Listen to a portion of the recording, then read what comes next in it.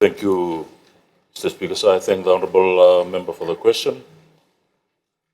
So the Ministry of Transport through LTA advises that strict compliance enforcement is actively maintained through a structured blend of regulatory controls, operational enforcement and collaboration with the Fiji Police Force.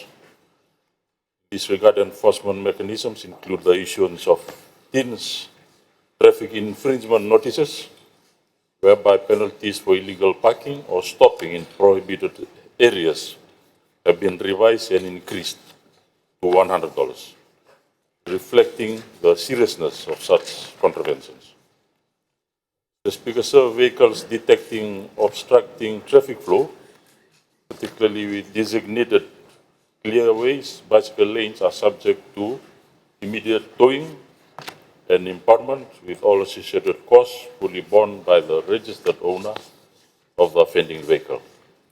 In circumstances involving repeat or serious breaches, offenders may be escalated to show cause proceedings, which may result in suspension or cancellation of driving licenses with established legal processes.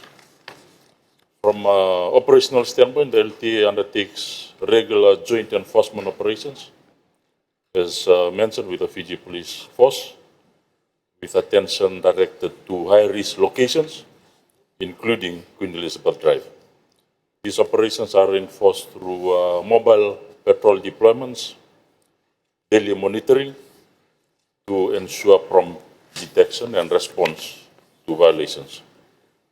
In light of ongoing concerns relating to illegal parking and unsafe driving behavior within this corridor, enforcement visibility and operational presence have been further strengthened. At the same time, members of the public are encouraged to support enforcement efforts by reporting incidents via SMS, code 582, or through the authorities' official communication channels. Within the designated urban clearway zones, stopping, parking, or waiting is strictly prohibited at all times, and this prohibition applies equally to all categories of road users. In conclusion, these combined enforcement efforts are directed towards strengthening road safety outcomes, ensuring the proper and intended use of bicycle lane infrastructure, promoting responsible and lawful behavior.